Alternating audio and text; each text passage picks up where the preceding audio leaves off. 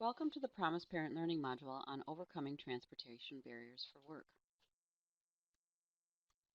In this module, you will learn questions about transportation to consider when planning employment, different kinds of transportation options to consider, and ways to pay for transportation. Transportation is a common barrier for people with disabilities. As you begin planning employment with your child, it is important that you plan with the end in mind. This means considering how your child will get to and from work before seeking out job opportunities. It would be very unfortunate if your child was offered a job and had to turn it down because transportation to and from the employer's location is impossible to arrange. Before your child starts looking for a job, you should talk with your DVR counselor and school staff about all possible transportation options and map out the areas and times these options are available. Consider the following questions.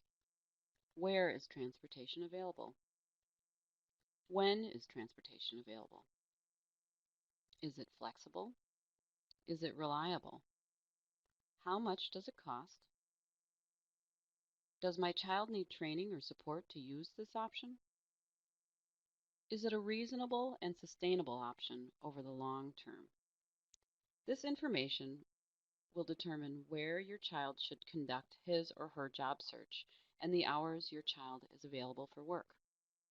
There is a transportation planning document in the Promise Parent Learning community that you can download and use for planning.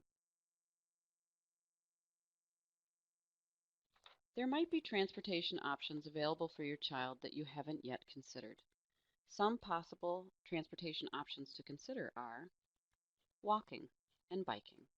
Are there potential employers near your home that your child can walk to or bike to safely? If so, it may be possible for your child to learn to walk or bike safely to and from work with the help of an orientation and mobility specialist. The Wisconsin Department of Transportation also runs a Bike Buddy program for bicyclists who commute to and from work on the same route. Taking the bus could be an option. Do you live in a community where there is a public bus system? Where and what times do the buses run? What are the easiest or fastest routes? You will want to consider the when, where, and how of the bus system as you decide where to look for jobs.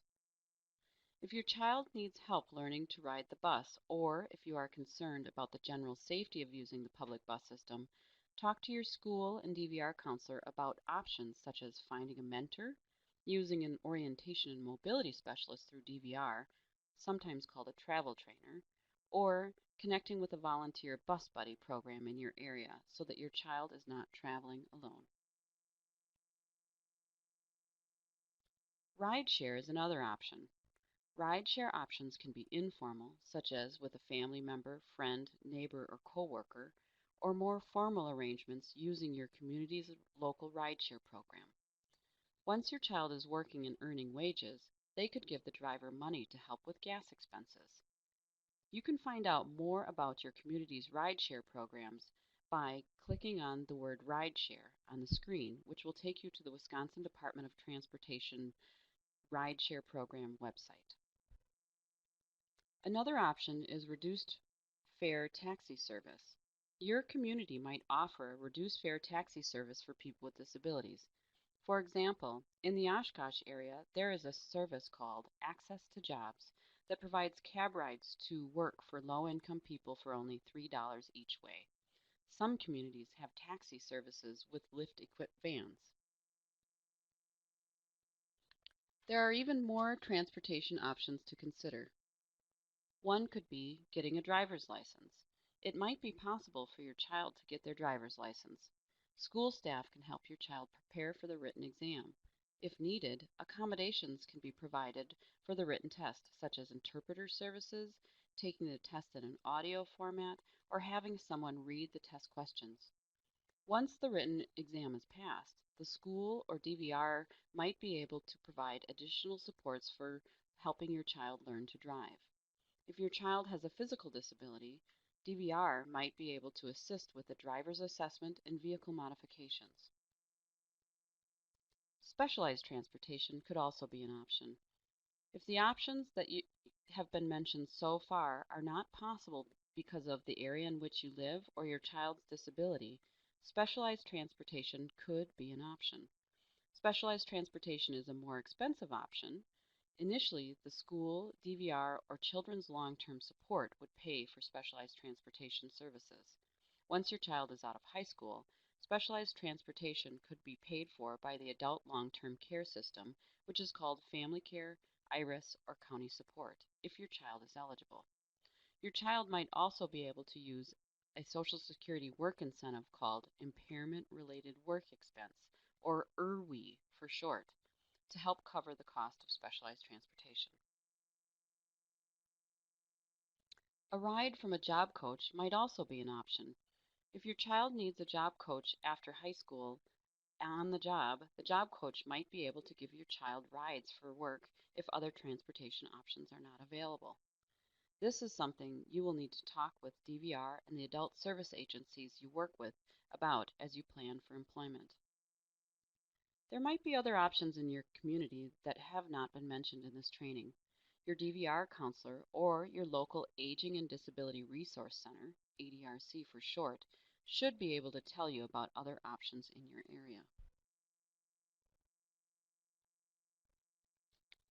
Once your child is working and earning money, there might be a chance that he or she can afford some or all of their transportation costs. If not, there are ways that transportation can be paid for based on the services your child receives.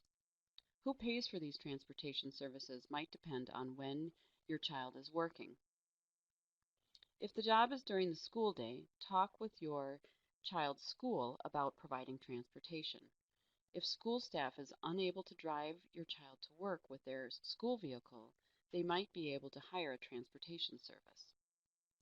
If the job is after school or on the weekend or during the summer, talk with your DVR counselor.